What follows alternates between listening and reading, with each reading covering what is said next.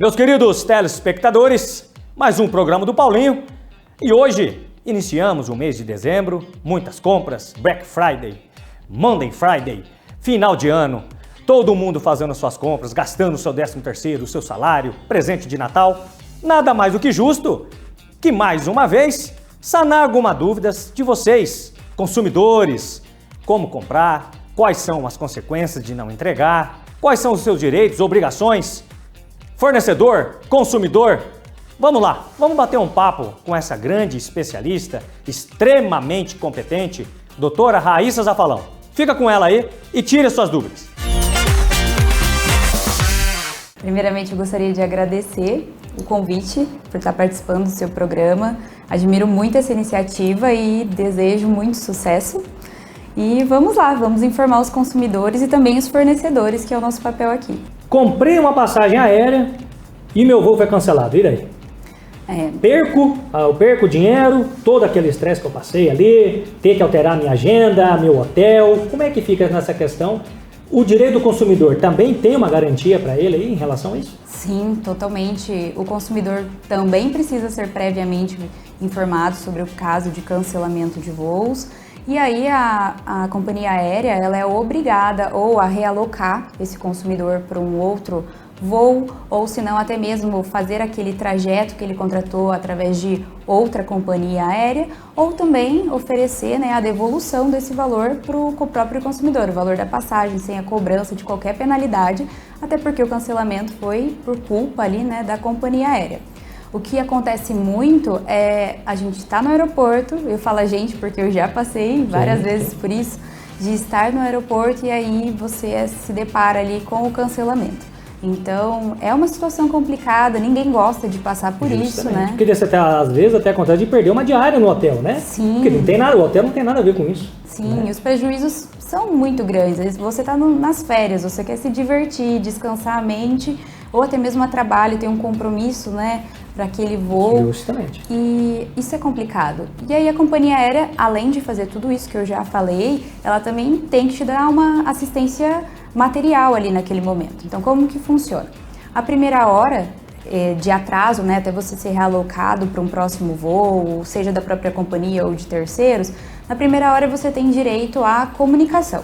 Então, seria direito ao acesso à internet, para você ali conseguir se comunicar com as pessoas ao seu redor. Na segunda hora de atraso, você tem direito ali à alimentação. E é nesse momento que as companhias te oferecem aqueles vouchers que muitas vezes não pagam o básico da alimentação. Justamente. Ali, né? Sim, sim.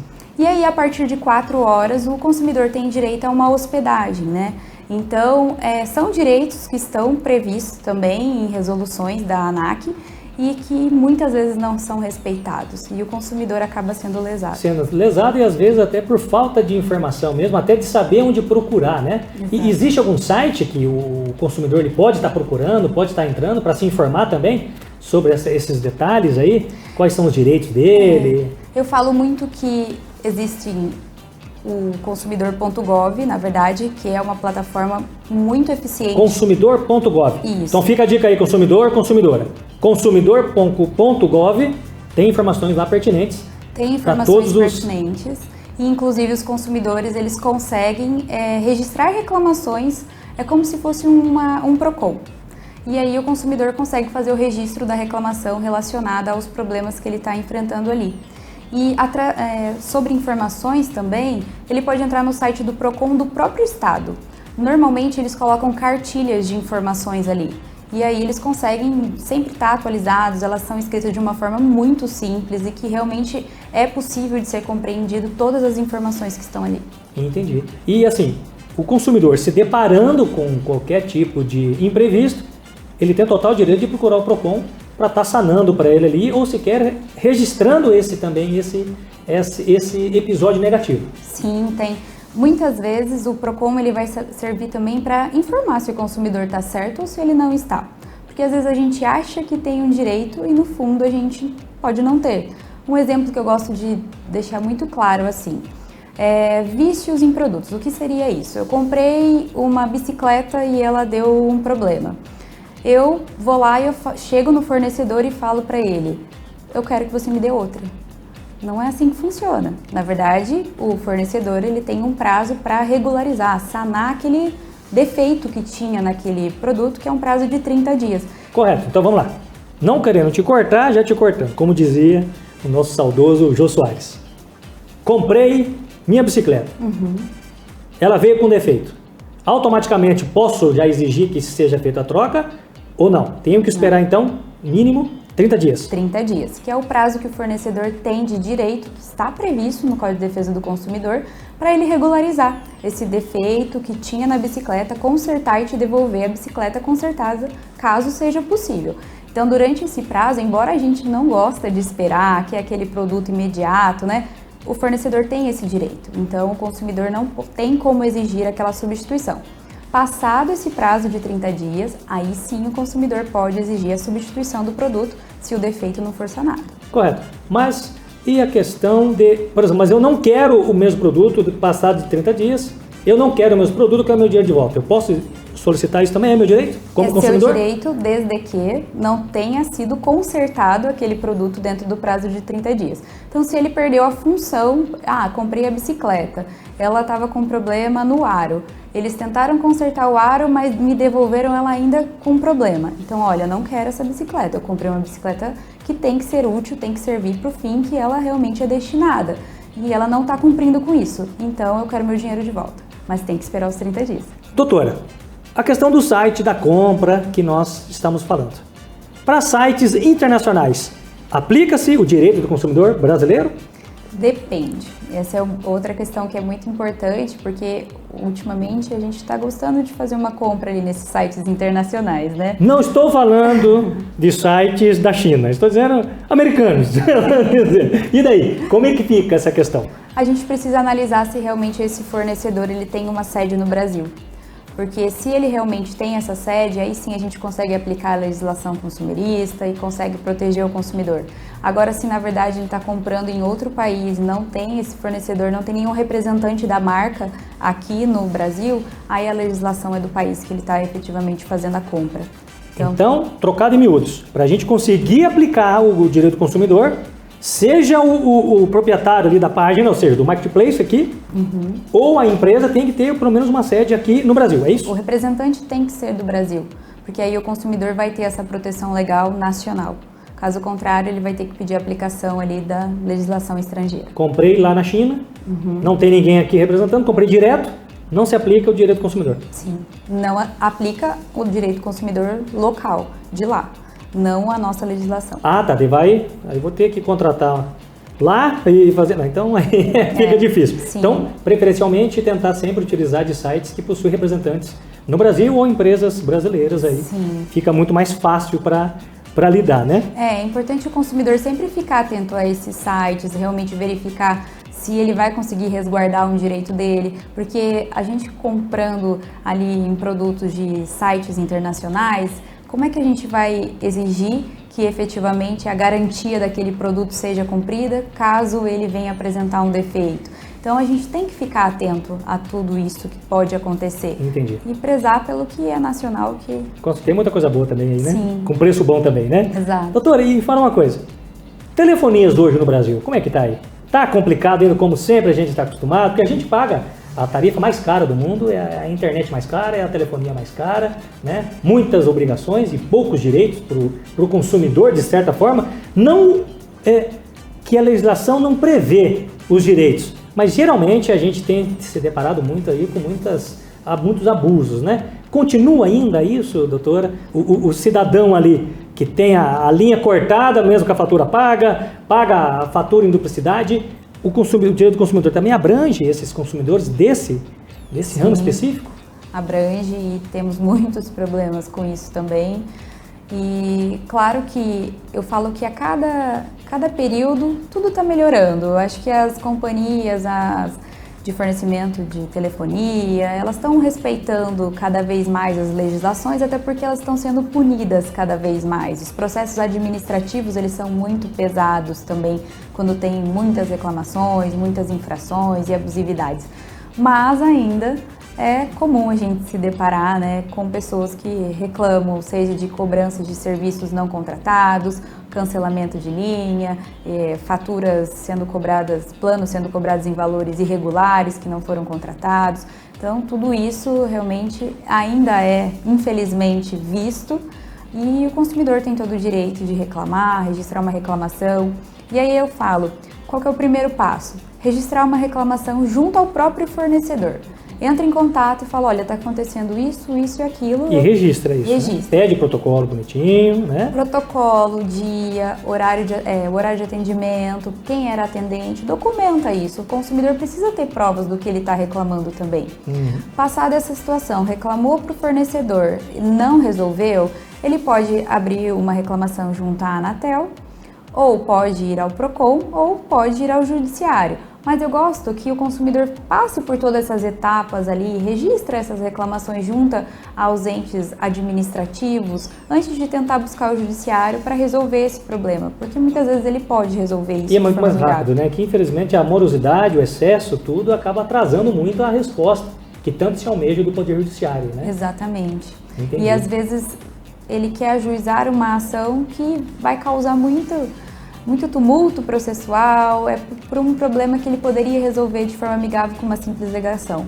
Entendi. Então sempre agir com bom senso, né? Exato. Acho que isso é importante para qualquer categoria, mas lógico, quaisquer dúvidas, sempre procure o Procon e sane, né? Sane ela. Sim. Ah, isso é direito? Poderia ter feito isso? Não deixe de procurar os órgãos competentes para tanto, né? Exatamente. E vamos lá, doutora.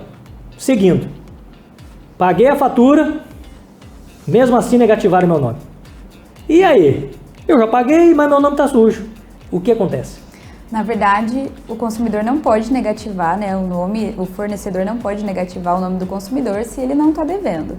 E aí já é pacificado esse entendimento de que se o nome do consumidor foi negativado indevidamente, ele tem direito a danos morais. Porque ele passa por uma situação realmente constrangedora. Com certeza. E isso independente se vai ser negado o financiamento a ele ou não. Mas o fato de entrar em determinado estabelecimento comercial e se deparar com essa informação, então pacificou, ou seja, é entendimento daqui até Brasília que tem que... Sim. Olha só. E o consumidor nem precisa comprovar esse abalo que ele sofreu. Ele não precisa provar que o empréstimo não foi fornecido em decorrência dessa negativação. Ele provando que essa negativação ela é indevida, ele não deve, o nome dele foi realmente negativado junto aos órgãos restritivos, tanto Serasa quanto o SPC, SCPC, ele tem sim direito a essa indenização devido a essa conduta que o fornecedor tomou. Basta, mais uma vez, registrar, Procon e vai embora. E segue para o judiciário se for o caso. Exatamente. Né? E doutora, me fala uma coisa. Me cobraram o que eu já paguei, mas o contrário. Estão me cobrando insistentemente e a dívida não é minha. É de outra pessoa, eu nem conheço. Também é passível vamos dizer assim, de punição para a empresa que está fazendo isso? Também é possível, porque você não deve essa dívida, né? Então, qualquer ato de cobrança indevida, ele realmente é passível também de discussão. E se o consumidor acabou pagando essa dívida, muitas vezes acontece isso, olha, eu não devo, mas eu tô cansado de ficarem me cobrando, eu vou pagar. E aí depois ele viu que realmente ele não devia aquilo, era uma cobrança indevida, ele tem o direito até mesmo à restituição dobrada desse valor que foi pago indevidamente. E nessas ações, qual o prazo que a cidadã tem para procurar os seus direitos? Em juízo, eu digo, e aí no Poder Judiciário mesmo. Sim. Pagou, descobriu depois de 1 ano que não era dele a dívida. Tem o prazo máximo de 5 anos. Máximo 5 anos. Isso, o ajuizamento dessa ação. Claro que tem algumas exceções, mas levando em média seriam 5 anos. Seria até o máximo até 5 anos, mas sempre procurar antecipar o quanto antes. Sim, assim que ele tomou conhecimento que foi vítima de um abuso, de uma cobrança indevida, de qualquer ato, é importante ele já buscar e satisfazer esse direito que ele tem. Sim. E essas ligações insistentes que ficam recebendo de telefonias, de empresas oferecendo, hoje tem o entendimento de que não pode também isso? Eu consigo bloquear esses números, o consumidor consegue? É até interessante a gente falar sobre isso, porque existe um site que chama Não Me Perturbe. Não Me Perturbe, gente, ouviu? Não Me Perturbe. Exatamente. E você pode entrar nesse site, faz o cadastro do seu número telefônico e a partir de 30 dias desse cadastro, essas empresas de telemarketing ativo que fica te oferecendo produtos, planos de televisão, telefonia, elas têm 30 dias, a partir de 30 dias elas não podem mais ficar te ligando. E se me ligar? Se se ligarem, você pode registrar essas reclamações, registrar essas ligações que você recebeu, comprovar que efetivamente você já fez esse registro do bloqueio na plataforma, e aí sim você pode ir até o Procon, registrar uma reclamação e falar, olha, eu já registrei, falei que não quero mais receber, eles estão descumprindo. Não resolveu? Aí o judiciário. Vou pedir para a senhora, olhando para a sua câmera, deixar suas considerações finais e assim encerrarmos esse bate-papo aqui, que com toda certeza foi muito produtivo, foi muito informativo. E parabéns pelo profissionalismo e a maneira clara de dizer e objetiva. Sem jargões, sem nada, eu acredito que todos os nossos telespectadores conseguiram entender de uma maneira muito clara. Então, por favor, suas considerações finais. Então, nesse momento eu gostaria novamente de agradecer ao Paulo pela participação. Nosso papel realmente é passar a informação para o maior número de consumidores, para que eles parem de ser lesados e realmente compreendam os seus direitos e que tomem conhecimento que o fornecedor ele não é um vilão, ele não é seu inimigo. E também o fornecedor tenha consciência de que o consumidor ele não está ali para punir o fornecedor. Na verdade, o consumidor. Na verdade, eles precisam se unir, respeitar o Código de Defesa do Consumidor, porque aí eles vão conseguir uma relação justa para as duas partes. E aí, tá gostando? E não menos importante também, estamos em que período? Copa do Mundo. Trabalhadores, empregadores. Posso sair, não posso sair? Posso fumar, não posso fumar? Para sanar também essas dúvidas, aproveitando esse episódio especial de hoje, vamos lá também trocar uma ideia com essa grandíssima profissional também, e desta vez da área do trabalho. Fique aí com ela, doutora Mayra Landim, para sanar também essas dúvidas tão pertinentes. Posso fumar? E aí, patrão, posso namorar a minha superior? Com você, Mayra, vamos lá! Fico muito feliz de estar aqui, por ser você, né? Não só um colega de profissão, mas um amigo pessoal, amigo mesmo, daqueles que, Paulinho, preciso de alguma coisa, o Paulinho sempre está ali. E como profissional também, um orgulho de pessoa, um orgulho de profissional. Quem te conhece sabe todas as dificuldades que você teve. Eu não me canso de falar para quem eu apresento o Paulinho, quem é, da onde veio, onde está e, sem dúvidas, onde vai chegar. Já chegou muito, né? Com certeza. E é pela forma de trabalho que você vem desempenhando que vem todo o sucesso atrás de você, ao lado de você, né? Para ter os seus direitos garantidos pela lei, consolidação do trabalho, acho que é esse o termo, né? Do emprego, Do emprego? Preciso estar registrado na empresa ou eu também, sendo um trabalhador avulso, também tenho os meus direitos garantidos, resguardados ali pela lei trabalhista? Tá, funciona assim. Eu costumo dizer para os meus alunos de vésperas ali de OAB, né? Precisamos compilar o negócio e eles precisam guardar. Quando a gente fala de relação de emprego, nós temos alguns requisitos que precisam ser levados em consideração para que seja considerada o vínculo de emprego, tá? Então, quais são eles? SHOP. Isso a gente não esquece. SHOP com S e 2 P's. Então, SHOPP. Então, eu tenho que ter uma subordinação jurídica. O que é isso? Por exemplo, o empregador controla jornada de trabalho. Então, eu tenho horário de entrar, horário de sair. Esse é o S. Isso. Se eu faltar, eu tenho que levar um atestado, tá? Eu tenho que ter habitualidade, que é o H. O que é habitualidade? Eu tenho que trabalhar todos os dias da semana? Não, por exemplo, eu sou professora em instituições de ensino, sou empregada, mas leciono uma vez em uma e 2 vezes na outra, algumas horas no meu dia. Porém, eu tenho a habitualidade de ser semanal ou ser quinzenal, entendeu? Então, eu presto serviço para uma pessoa jurídica através do vínculo de emprego. Tenho o O, que é a onerosidade, então mediante remuneração, mediante salário.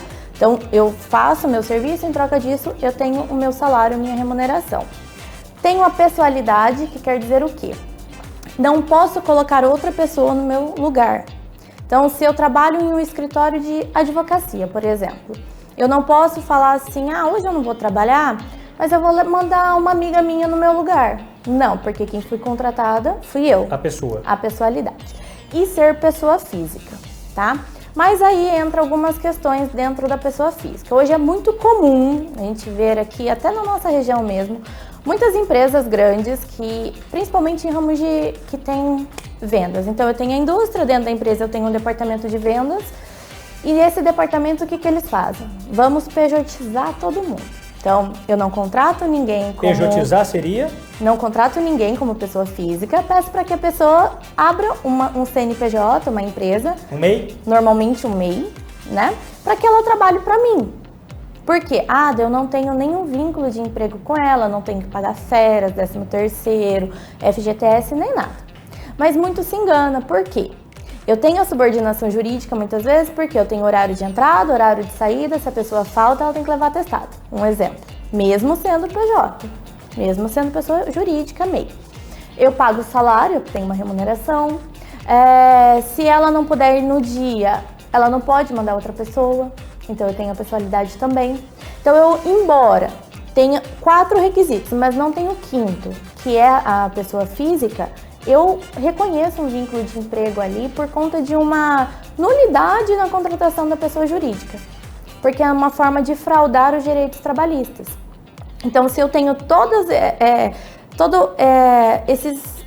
essas peculiaridades reconhecidas, não é porque a pessoa não foi contratada como uma pessoa física que ela não vai ter o direito dela de vínculo de emprego reconhecido. Correto. Porém, se houve um acordo prévio entre a parte e o empregador, empregado e empregador.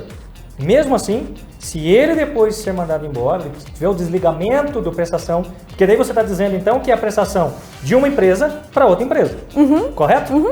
Mas teve um acordo prévio antes. Mesmo assim, esse empregado pode acionar o empregador na Justiça do Trabalho. Pode sim, se ele tiver a forma, né? Se ele tiver as provas para demonstrar que aquela pessoa jurídica foi constituída exatamente para fraudar direitos trabalhistas, mas que ele vivia numa relação de emprego mesmo, tinha todos os requisitos cumpridos, o empregador tratava ele como pagamento de salário, como meu empregado, cumpria a jornada de trabalho. A empresa não cumpre jornada de trabalho, já começa por aí, né? A empresa vende o serviço. Quem vai desempenhar esse serviço da empresa, não importa, porque é o CNPJ quem vai desempenhar. Então, se ele quiser contratar outros funcionários, poderia. Mas nesse caso, não. Então, por isso que existe a fraude. Aí, o que acontece? No direito do trabalho, o que vale é a primazia da realidade sobre a forma. Então, embora eu tenha, às vezes, até um contrato formalizado, vale mais a realidade do que a forma, do que o contrato feito. Então, o empregado ele precisa comprovar que ele recebia salário, tinha remuneração, às vezes era um valor fixo mensal, como? Transações bancárias hoje em dia, né? Que ele cumpria a jornada de trabalho, tinha cartão ponto, ou chamava via WhatsApp, tá? Então, sim, tem o direito se ele comprovar que ele não era uma pessoa jurídica de fato, e sim uma pessoa física. Que ele somente constitui uma pessoa jurídica a mando do empregador, que era essa forma de contratação. Correto. Porém, ele presta serviço para a empresa A, mediante MEI, mas ele também presta outro tipo de serviço em outra empresa. 2 dias numa empresa e 2 dias na outra. Como é que fica daí? A mesma situação, tá? As duas empresas reconhecerão ele como empregado? Pode ser que sim. Olha que interessante. É o mesmo caso, por exemplo, eu, Mayra, dou aula em 2 instituições de ensino, tá? Em uma, eu dou 1 dia na semana, em outro, eu presto meu trabalho em 2 dias na semana. Eu tenho vínculo com as duas. O que vai levar em consideração é se realmente existia a subordinação, a habitualidade... Preenchimento do chope. Do chope. SHOPE. PP. Pessoalidade de pessoa física. Que legal, Isso. que legal. Mas assim, a pessoa é empregada doméstica. Ela vai só uma vez por semana, uma vez a cada 15 dias. Nesse caso, é considerado também, tem os direitos trabalhistas garantidos a essa pessoa ou não? Ela é simplesmente uma freelance, vamos dizer assim. Como é que funciona? Tá, funciona assim. Dentro do direito do trabalho e do direito de emprego, a gente também tem tipos de empregado. Então, eu tenho empregado urbano, doméstico e rural, tá? Então, existem legislações para cada um deles específicas. Então, disso que nós estávamos falando, empregado urbano, correto, tá? O que difere o empregado doméstico? O empregado doméstico é aquele que trabalha na casa da pessoa para o conforto da pessoa, tá? Quando a gente fala em empregado doméstico, a gente lembra da faxineira. Mas não é somente a faxineira. Qualquer profissional que preste serviço na casa para o conforto da pessoa é considerado empregado doméstico. Entendi. Tá? Como assim? Eu não posso trabalhar para alguém que a atividade dessa pessoa é objetivo e lucro. Então, eu trabalho só para o conforto daquela família. Eu posso ser o piscineiro, o cozinheiro, a faxineira, a passadeira, enfim, né? Fisioterapeuta, tudo é empregado doméstico. Porque para quem eu estou prestando serviço, ele não vai ter lucro com a minha prestação de serviço. Entendi. É só para usufruir e ter o conforto da casa. É considerado um empregado doméstico. Aí tem uma legislação específica. Até 2 dias na semana é considerado diarista. É aquela pessoa que você paga a diária, não tem vínculo de emprego. Tá? Que legal. Mais de 3 dias na semana é considerado vínculo de emprego. Sou empregado. Sou seu empregado e você não está me pagando em dia. Qual que é o meu direito nesse ponto? Eu posso ir embora, fazer uma rescisão, falar, não quero trabalhar mais porque você não está cumprindo. Como é que funciona isso? Tem esse direito o empregado também? Essa é uma das... Para mim, né, no meu escritório, é a segunda ação que mais acontece. Olha que legal. Então a primeira seria reconhecimento, e a que é para reconhecer o vínculo que ficou sem registro. Isso. Seguido dessa, então. E essa qual seria essa ação? Porque o que acontece, né? Muitos empregados desconhecem desse direito, que é a famosa justa causa pro empregador. Porque já que a gente tem no direito do trabalho direitos e deveres para ambos, né? É isso. Então o empregado, quando ele não cumpre as regras do contrato, quando falta habitualmente, quando chega embriagado, que não é caso de doença, etc, né? Ou fala mal da empresa nas redes sociais. Também não pode, né? Também não pode. Isso não é justa causa, ou seja, justa causa é mandado embora, só recebe o que ele trabalhou no mês e tchau. Só recebe o que trabalhou no mês e o que tiver proporcional. Férias proporcionais, 13º. Entendi. Integrais, desculpa. Se lasca, isso. Então, né? Porque ele perde grande parte. Grande parte. Então, foi mandado embora por justa causa, eu vou receber o saldo de salário e férias integrais. O que for proporcional, eu não recebo. Mas também tem a outra via. E se o empregador não cumpre? Que foi a sua pergunta. Acontece? Muito. Sim. Num depósito de FGTS, às vezes a pessoa quer fazer um financiamento, ou esses saques mesmo que estão tendo, sendo né? disponibilizado pelo governo federal, né? Aí o empregado chega lá e não tem nenhum valor para ele resgatar. Não pagamento de salário. Às vezes acontece bastante, às vezes o empregador não pagar mais de um mês, né? Se a gente partir da premissa de que salário é natureza alimentar, muitas pessoas têm salário pro alimento da família. Viver, né? Para sobreviver. Para sobreviver. Porque o salário de hoje do Brasil todo mundo, é o quê? Né? É para sobreviver, né? Todos, né? Sim, a gente precisa daquele salário para isso. Então o empregador não paga. O que acontece? Os empregados, por desconhecer esse direito, que é a justa causa para o empregador, que tem um nome um pouquinho diferente, que é rescisão indireta. Rescisão indireta. Isso. Eles pedem demissão.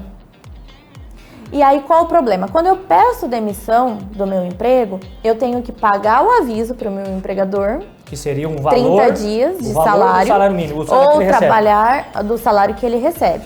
Ou trabalhar por 30 dias. Não vou sacar o FGTS, não vou ter o direito daquela multa de 40% do FGTS, não vou ter direito ao seguro-desemprego. Não tem direito mesmo ao seguro-desemprego? No pedido não. Então o empregado ele fica, eu não consigo continuar trabalhando porque não estou ou recebendo salário ou o FGTS não está sendo depositado e ele pede demissão, mas ele fica totalmente desassistido. Isso é por desconhecimento, mas existe a rescisão indireta, que ela tem que ser imediata. Tanto a justa causa do empregador para o empregado quanto do empregado para o empregador precisam ser imediatas. Tive o ato gravoso, preciso rescindir o meu contrato de trabalho. Eu não posso deixar isso passar, porque senão é como se fosse um perdão. Correto. Eu perco o meu direito daquilo. Atrasou um mês. Já posso entrar com a ação? Posso entrar com a ação. E a ação de rescisão indireta seria o quê? Eu comunico o meu empregador. Vou sair. Eu comunico a empresa. Comunico a empresa de que estou rescindindo o contrato de trabalho a partir daquele dia, que não vou desempenhar mais as minhas atividades, porque eu não estou recebendo o salário. Pode aí daí ir embora e arrumar o serviço imediatamente? Pode, imediatamente. Pode sim. Entendi. E aí, se a empresa não efetuar o pagamento, não concordar com essa rescisão indireta, né? Fizeram uma comunicação, olha, não concordamos, vamos fazer sua rescisão como pedido de demissão, pagar suas verbas no prazo de 10 dias. Aí o empregado precisa ajuizar a ação trabalhista para reconhecer a rescisão indireta e ter o restante das verbas pagas. Sou fumante e trabalho na empresa. E o meu empregador não quer deixar eu fumar. E daí? Que é uma dúvida que eu faço questão que você compartilhe com todos os nossos telespectadores, para ficar claro que eu fico pensando como empregador. Pô, pago para esse cara trabalhar 8 horas por dia, ele fuma 3 horas. Como é que funciona isso? Tem? A lei prevê, o ajuste de você prevê isso? O que acontece? O empregado tem direito à intimidade, né? Direito constitucional, direito à sua vida pessoal, intimidade, então o empregador ele não pode. É aquele negócio, né? O direito do empregado vai até o limite de onde chega o direito do empregador e vice-versa. Então o empregador ele não pode proibir o empregado de algumas coisas. desde que não seja na hora de trabalho. Fumar. Porque é uma troca, né? Então eu trabalho e recebo. Certo. Então eu tenho os intervalos. Então trabalho até 4 horas, não tenho direito a intervalo. Se minha jornada for de 4 a 6 horas consecutivas, tenho 15 minutos. E 6 horas, 1 hora de intervalo no mínimo, de 1 a 2 horas. Aí tem que utilizar nesse momento para fumar. Nesse momento. E o não celular, posso ir. como é que fica? Mesma situação. As empresas podem proibir o uso de celular, sim. Podem. Interessante. Ou redes sociais, e-mail pessoal, tudo pode proibir. Por quê? O empregado está ali disponível para o empregador. Então pode ser proibido. O que acontece, até eu já tive um caso desse, que lojas hoje em dia trabalham com internet, né? Sim. Instagram, postando, e muitas vezes utilizam o celular dos próprios funcionários para isso acontecer. E aí o empregador falava, mas você está usando o celular demais. Aí o empregado diz, não, mas eu estou utilizando para o trabalho. Então qual seria a solução? Usar um celular corporativo. Somente esse celular que você pode. Sempre respeitando a privacidade ali do funcionário, né? Que é a isso é a mesma regra questão número 1. do namoro, né? Posso ter namoro no ambiente de trabalho? O empregador pode proibir? Então. Não, o empregador não pode proibir, desde que não cause nenhum problema no ambiente laboral. Entendi. Então, principalmente a questão de, às vezes, vazamento de informações, né? Com certeza. Às vezes eu tenho um cargo que não pode passar para outro e, pela questão de relacionamento, existe o repasse de informações. Se for isso. Então, nesse caso, pode sim. Então... Aí o que o empregador ele vai penalizar? Não é o relacionamento.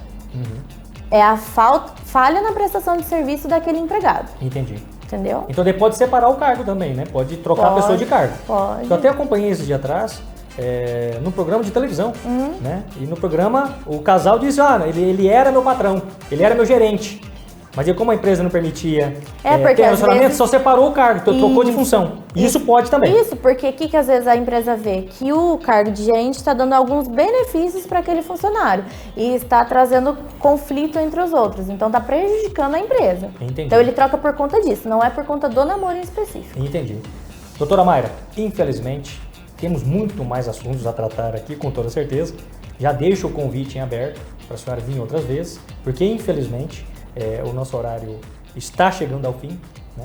Já deu a hora de trabalho, senão vai dar hora extra. Justamente, né? Mas é eu que estou cobrando aqui, tá? Porque o empregado aqui, eu que sou o empregado seu aqui hoje, pelo jeito, né? Mas assim, é um prazer falar com você e acredito que os nossos queridos telespectadores ficaram muito bem informados, seja os empregados, seja os empregadores, né? E isso foi repassado de maneira muito clara, muito objetiva pela senhora, como sempre, né? Muito inteligente, muito salutar com as palavras, escolhe as palavras corretas para dizer, vai ficar mais fácil o entendimento. Então, deixa o convite aberto para você voltar outras vezes, que você continue sendo esse ser de luz que você é, né? Que é um ser extremamente apaixonante, quem te conhece gosta de você pela pessoa que você é, pela profissional excelente que você é, tá bom? E fica o convite aberto aqui e saiba que é um prazer eu poder dizer que eu sou seu amigo e faço parte do seu ciclo de amizade diante dessa pessoa maravilhosa que você é. Olhando para sua câmera, deixa um recado para esses empregadores, esses empregados que vivem querendo arrumar confusão aí e, lógico, finalize a sua participação aqui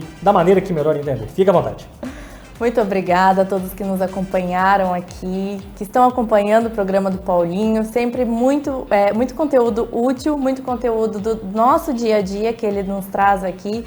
Então agrega na vida de todos. Então você que é empregado ou você que é empregador, saibam que o direito de vocês ele é garantido. CLT é totalmente imparcial, é para o empregado, é para o empregador, desde que utilizado da forma correta. Então, empregadores, nós temos... Outro dia falaremos sobre isso, mas nós temos o compliance trabalhista. Coloquem, implantem na sua empresa. Isso vai facilitar até o trato com seus empregados e empregados. Quando tiverem algum problema, procurem ajuda especializada. Advogados da sua confiança, advogados são como o médico da gente, né? Não só por indicação, e sim da confiança de vocês ou a Justiça do Trabalho, para ter os direitos garantidos também. Tá bom? Muito obrigada e até uma próxima. Não falei que ia sanar muitas dúvidas de vocês? Assim encerramos o episódio de hoje. Meu muito obrigado por mais essa oportunidade que vocês estão me concedendo. E para vocês, patrocinadores, que querem fazer parte do nosso time, vai ficar o nosso número de contato aqui. Venha com a gente fazer parte dessa família que cresce a cada dia mais. Nos siga lá no nosso YouTube, Programa do Paulinho, canal 38. Curta, compartilhe o nosso conteúdo que estamos fazendo com muito carinho e com total respeito a você, telespectador. A verdade, nua e crua, sempre será trazida aqui por nós com muita dica, muita informação e, não menos importante, aquela pitadinha de felicidade que todos nós merecemos. Um forte abraço aqui do Paulinho e fique com Deus.